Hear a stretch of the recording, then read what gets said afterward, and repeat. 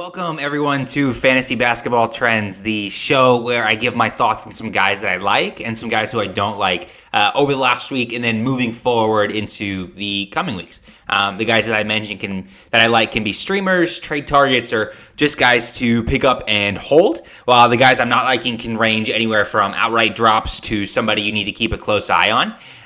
Really excited about the list that I've got here for you today. Really just want to jump into it. Right at the top, I want to give an honorable mention to Colin Gillespie and Anthony Black, who are still pickups. I mentioned them in the week 1 and week 2, or the previous 2 episodes.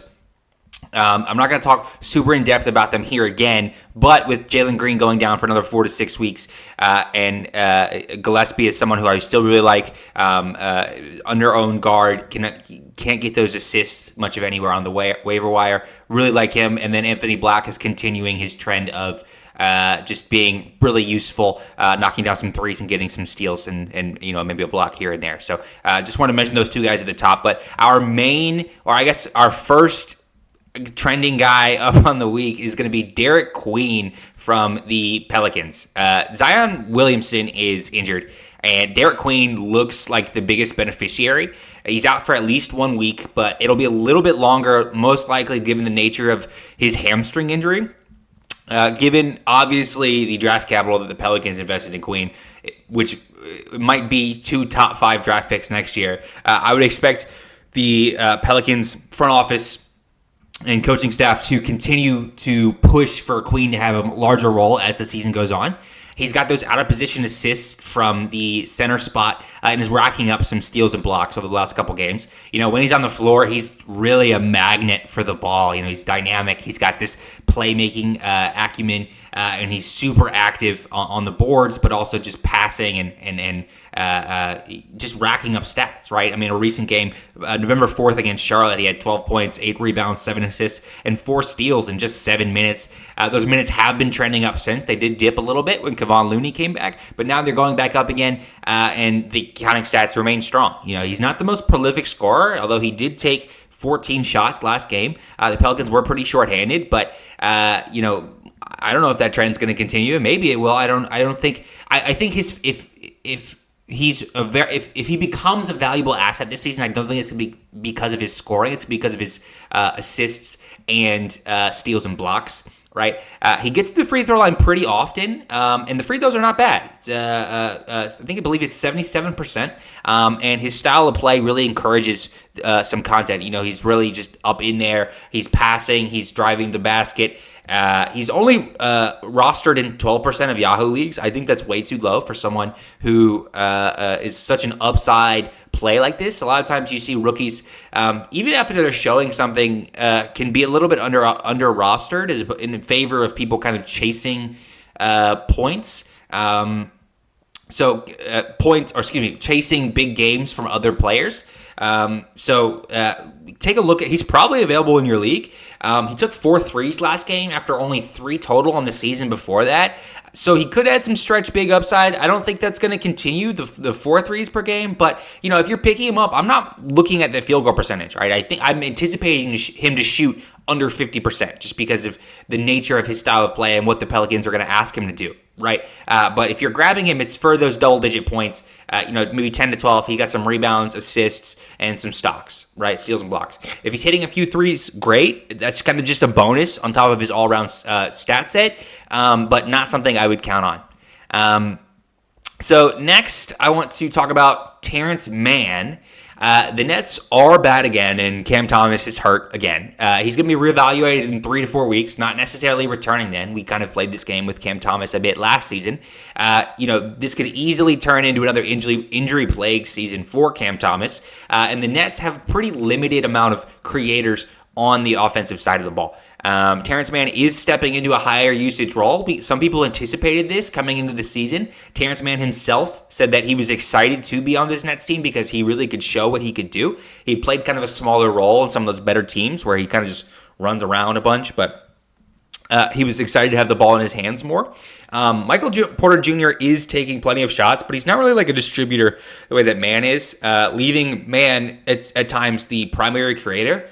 He did have a quiet game last time out. He only took 3 shots, but those assists and those steals are pretty consistent. Nolan Traore is not ready. Jaeger Demon is playing a little bit more off ball than I think a lot of people anticipated. And Ben Saraf is already down in the G League after starting the first few games. Jordi Fernandez is really emphasizing defense and really experimenting with this lineup including getting guys like Tyrese Martin some spot starts. So Terrence Mann is a net positive on the floor. So I would expect Jordi Fernandez to continue to lean on him. With the assumption that he's not going to get fired at some point this year. I don't think he will. I think it's a little bit premature. This Nets team is really bad. But Mann is averaging 10 points, 3 rebounds, 3 assists, 1.2 steals per game, and he's shooting 52% from the floor. Mann has shown in the past that he's able to shoot a high clip from the floor, albeit on lower volume. But it's not necessarily uncharacteristic for Mann to continue to do this. That is top 150 value on the season. He's got some room to grow. And the turnovers are under 1 per game, despite averaging 3 assists and having the ball in his hands so much. I think that's pretty impressive.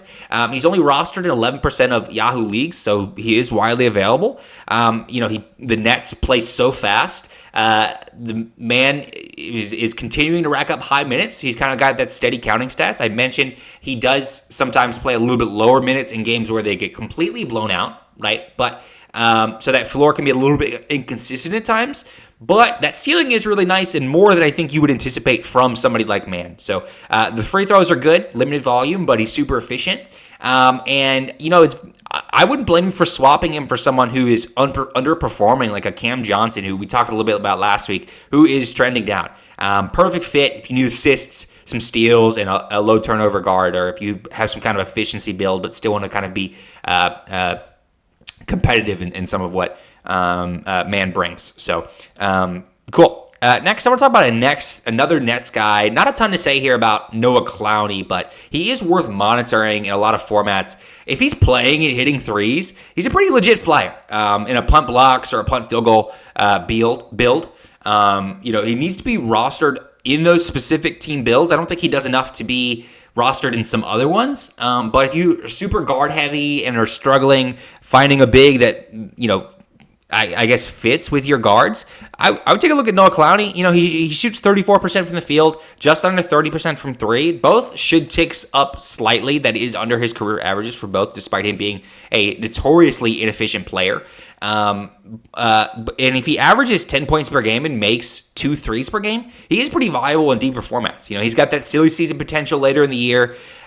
He's got center eligibility, which is, would make him, I guess, uniquely valuable in those particular builds with those stretch big kind of archetype. He's not going to block really many shots at all, and he is going to hurt field goal percentage of time. But again, in the right build, that doesn't matter, right? If you're super guard heavy, you're most likely not looking at blocks. So keep your eye on Noah Clowney. I wouldn't call him a pickup yet, but definitely keep an eye on him. Okay. Flying completely under the radar right now is Josh Okogie.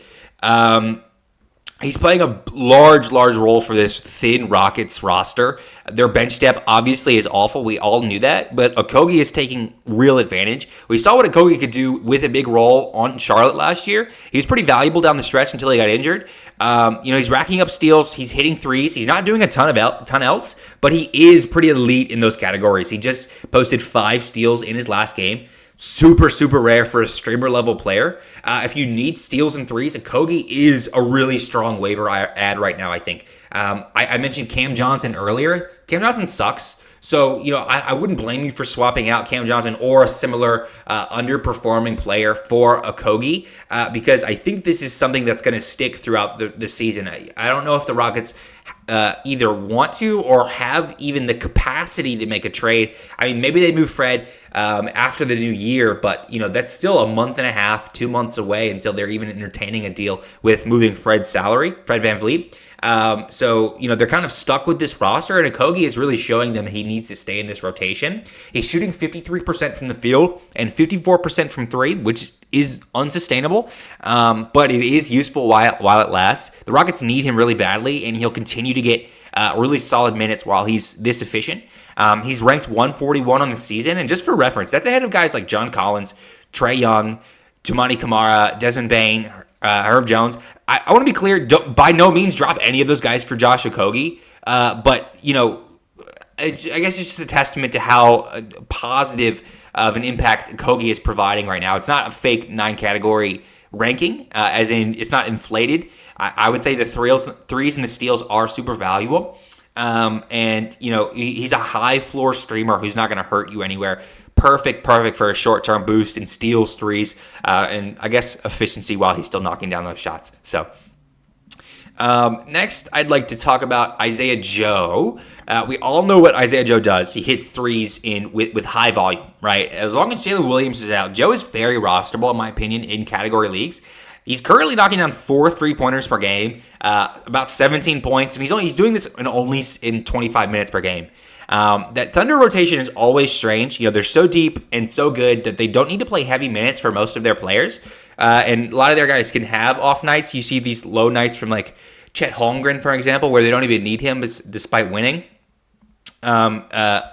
which makes Joe's production in those limited minutes even more impressive. When he's on the court, as soon as he touches the ball, he's shooting it, right? He's chucking threes every time he touches it. And they're going in. He's shooting 48% from the field, 44% from three. And as long as he's maintaining that level of efficiency, he is going to be rosterable, especially as a high-end streamer for threes. And if you need threes, there isn't a better pickup on the waiver wire right now. He's only rostered in 14% of Yahoo leagues, which is way too low given his output. He's not going to hurt you anywhere. Low turnovers, decent rebounds, and he may chip in a steal here and there. Lou Dort is also a bit banged up, which could mean even more shots for Isaiah Joe. Maybe we don't see the minutes, directly correlate, but the touches out there could have a direct impact as far as Lou Dort being out. He is ranked 123 in 9-category formats, which, again, is a small sample size. He missed the first few games of the season with injury, but it is notable. Bottom line here, elite source of three-pointers and scoring, and who's not going to hurt you in any category. Definitely worth a roster spot while OKC is banged up. And, maybe when Jalen Williams returns, he can still be rosterable. Let's see. So moving to the guys that are trending down, it's going to be Jeremy Sohan as my top one. I know he's not the most exciting redraft asset right now. He's pretty low owned. He's only 10% roster in Yahoo, but there's a few reasons why I'm really low on Jeremy Sohan right now. The assist upside was always supposed to be his fantasy. That was going to be his thing. Getting the assists out of that forward spot, maybe the center eligibility, depending on what platform you're on. That's not happening anymore. It's never going to come back. De'Aaron Fox is back. They drafted Dylan Harper, obviously, who is injured right now, but still. Stephon Castle has the ball in his hands a ton. Sohan does not have this ball in his hands anymore as far as from a distributing perspective. That point Sohan experiment has been dead since last year. In Dynasty Leagues, I think the move for Sohan is to wait for a couple of good games and sell. He's still young. He still has some nice name value. He did look fine last game. He had a steal, 2 blocks, some points, but I'm not buying it. That's not who he is going to be long-term as far as the steals and blocks. He's never been a stocks guy. He's never averaged over 1 steal or block per game. The assists are gone, like I mentioned. The rebounding, that might be gone as well. Previous seasons he's averaged around 6 boards per game, but there's just so much going on with this Spurs team right now. Luke Cornett, when he gets back in the lineup, was playing next to Wembanyama. Harrison Barnes is playing a huge role for them. I don't know where this production from Sohan is supposed to come from. Now, I will say Sohan is shooting 61% from the field through 3 games, but obviously a tiny sample size. But if somehow that stays near 67% or 60%, maybe he's rosterable, but it's unlikely he's going to get the volume for it to make any kind of difference. It's really tough to pinpoint what he's actually contributing in positively from a fantasy perspective right now, and the turnovers are always going to be high despite him not getting assists. He's just a turnover-prone player. He's definitely a better real-life player than fantasy at this stage. He's trending down for me very hard. He's got very limited fantasy utility unless the Spurs suddenly put the ball back into his hands, which to me seems unlikely. So, and then moving to our last guy here, it's going to be Jakob Poeltl. Very concerning situation developing for both fantasy managers and I would say Raptors fans as well. He's dealing with a lingering back issue. He missed a couple games, came back. He's missed another game. Obviously, it was a back-to-back. He may be load managed all season, even before this back issue. He's somebody who has been kind of load managed a bit over the last couple years, depending on how competitive Toronto ends up being this year. I've got some concerns with his production as well. The minutes are down to just 23 per game. He's not really blocking shots the way that you want. The scoring is down. The rebounding is down. You want him closer to a double-double, but instead he's averaging under 8 points per game, under 7 rebounds per game. The blocks are not there. He's not really involved offensively. That free throw percentage remains a huge negative. He's always been bad for him. 44% on the season. It is only 1.5 attempts per game, but that is pretty brutal when he gets to the line. He went 0 for 5 to start the season before finally going 4 for 4 last game. Seems more like an anomaly than something that's going to continue to stick. He's heavily rostered in Yahoo League still, but he looks over-owned to me given his output, excuse me, not outlook. I guess his outlook as well, but his output, outlook, and risk level. Somebody who I'd look at maybe as a potential replacement, and I don't think it's far-fetched to call Jakob Poeltl a drop right now. Moussa Diabate is playing a similar amount of minutes, but he's producing those rebounds, blocks, and points per game without some of the shortcomings that Poeltl has.